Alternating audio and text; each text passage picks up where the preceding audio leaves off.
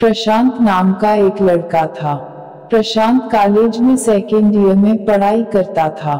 प्रशांत college में आवारागर्दी करना पसंद नहीं करता था। वह केवल अपनी पढ़ाई लिखाई पर ध्यान देता था। प्रशांत प्रेम शब्द के बारे में कुछ भी नहीं जानता था। उसने प्रेम के बारे में कभी किसी लड़की से कोई बात नहीं की। वह काफी खुश रहता था। उसके लाइफ में गम नहीं था। प्रशांत पढ़ने लिखने में बहुत तेज था। कहते हैं, लड़की की सुंदरता और हल्की सी मुस्कान कब किसको दीवाना बना दे कुछ कहा नहीं जा सकता। इंसानों की तो बात ही क्या, बड़े बड़े ऋषि भी सुंदरता को देखकर अपने लक्ष्य से विचलित हो गए थे। प्रशांत के साथ भी कुछ ऐसा ही हुआ था। प्रशांत से सभी टीचर बहुत खुश रहते थे। जब वह फाइनल की पढ़ाई करने लगा और उसी वर्ष उसकी कक्षा में एक नई लड़की का दाखिला हुआ। वह लड़की पढ़ने में काफी तेज थी। वह लड़की मन की साफ थी। उसकी बड़ी आंखें, गुलाबी होंठ, पतली कमर, नागिन की तरह लंबे और घुंघराले बाल। उस लड़की को पहली बार देखकर कोई यही कहता, जैसे आसमान से उतरकर नीचे जमीन पर कोई अप्सरा आ गई हो। जब वह नई लड़की कक्षा में पहले दिन पढ़ने के लिए आई थी, प्रशांत के पास ही सीट खाली थी, क्योंकि उसके साथ कोई लड़की या लड़का बैठना पसंद नहीं करते थे। कहते यह देवदास है। वह नई लड़की प्रशांत के पास बैठ गई। पहले तो इन दोनों में कोई बात नहीं होती थी, लेकिन वह कहते हैं कि नियति जो चाहे वह कर सकती है। कुछ समय बाद दोनों एक दूसरे से पढ़ाई से जुड़ी काम की बातें करने लगे। पहले तो दोनों एक दूसरे से बहुत कम बातें करते थे, लेकिन कुछ दिनों के बाद उन दोनों को एक दूसरे से बात करने में काफी मजा आने लगा। धीरे धीरे वह दोनों एक दूसरे से अब बहुत सारी बातें करने लगे। उन्हें अब धीरे धीरे प्रेम भी होने लगा, लेकिन दोनों को इसका पता नहीं चला। लड़की तो बहुत जल्द समझ गई कि मुझे प्रशांत से प्रेम हो गया है। लड़की ने उस लड़के को बताया नहीं कि मुझे आपसे प्रेम करने लगी हूँ।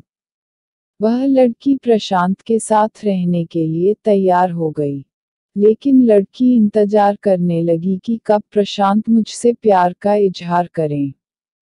लेकिन लड़के को कुछ भी नहीं पता था।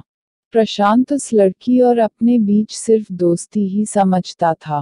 धीरे धीरे समय गुजरता गया और एग्जाम का समय आ गया और अब पढ़ाई खत्म होने को थी। लड़की सोचती थी कि प्रशांत पहले अपनी तरफ से बोले, लेकिन लड़का अभी तक कुछ नहीं समझ सका था। आखिर लड़की ने ही एक दिन प्रशांत के एक दोस्त से कहा, मैं प्रशांत से बेहद प्यार करती हूँ। आप यह बात प्रशांत से कह दो। बस दोस्त तो अच्छे और बुरे दोनों होते हैं, लेकिन प्रशांत के काफी दोस्त इसकी कामयाबी से जलते थे। इसके साथ ही अब परीक्षा का समय भी आ रहा था, तो उस लड़के के दोस्तों ने उसकी परीक्षा को खराब करना चाहा। प्रशांत के दोस्तों ने यह बात पूरे कॉलेज में फैला दी। धीरे धीरे जब यह बात टीचर तक पहुंच गई, तो टीचर इस बात पर विश्वास नहीं कर रहे थे। सभी टीचर्स ने कहा प्रशांत ऐसा लड़का दिखाई नहीं देता। टीचर ने कहा प्रशांत किसी लड़की से प्रेम करता है। मुझे यकीन नहीं होता है। धीरे धीरे उन दोनों के प्रेम के चर्चे पूरे कॉलेज में फैल गए।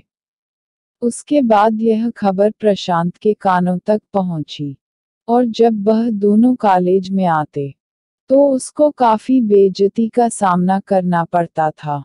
कॉलेज में सभी तरफ अपनी बेइज्जती होने के कारण प्रशांत ने उस लड़की से बात करना भी छोड़ दिया, और प्रशांत अब काफी परेशान रहता था।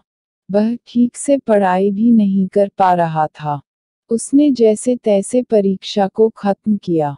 इस बार परेशान रहने के कारण इस बार उसे कम अंक मिले, और उसके बाद प्रशांत ने अपनी नई जिंदगी की शुरुआत की।